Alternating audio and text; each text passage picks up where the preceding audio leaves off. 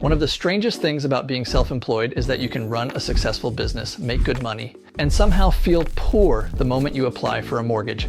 If you've ever looked at your tax return and thought, wait, I know I made more money than that. Welcome to being a self-employed home buyer. A lot of people assume that because their income isn't wrapped up in a tidy W-2, buying a home in Seattle is impossible. It's not. I've helped many self-employed buyers buy homes, and the challenge isn't how much they make. It's helping the lender document it. A W-2 borrower's story is easy to read. Salary, pay stubs, employer. Done. When you're self-employed, the lender has to do more detective work. They're looking at how long you've been in business, what you earn after expenses, and whether that income looks likely to continue. That brings us to the first big piece of the puzzle, history. In my experience, the self-employed buyers I've helped generally needed 2 years of self-employed income history to qualify. Lenders aren't just asking, are you making money right now? They're asking, can we reasonably expect this income to continue? They want a track record. Imagine you've been working for yourself for 18 months. Business is booming, you're making more than ever. And you think, this is it, I'm buying a house. You find one you love, start imagining where the couch is going, and then discover the problem isn't your income. You simply don't have enough history yet. That's a painful way to learn something you could have discovered earlier. Once you do have the history, the next question is, what does your income look like on paper? This is where things get awkward, because your CPA is usually trying to legally reduce your taxable income, which is great, right up until you want a mortgage. Your CPA is asking, how can we keep your tax bill down? Your lender is asking, how much income can I document? Same person, same business, same money, completely different goals. Let's say your business brings in $250,000. You may think, fantastic, I make $250,000 a year. But after expenses and deductions, the income a lender can use may look very different. You can't spend years telling the IRS I barely made any money, then walk into a lender's office and say, okay, but between us, I actually make a ton of money. The lender has to document it. And before somebody sends this to their accountant, I am not telling you to stop taking legitimate deductions. Please don't call your CPA and say, Christian Harris told me to pay more taxes so I can buy a house.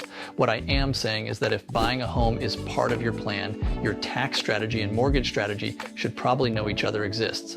Have that conversation before you file the tax return that could affect your buying power. Maybe your current income already works. Maybe one more year puts you in a stronger position, or maybe you've been worrying about nothing. Know which situation you're in before you're standing in the kitchen of a house you've already fallen in love with. Now, everyone's favorite part of getting a mortgage, paperwork.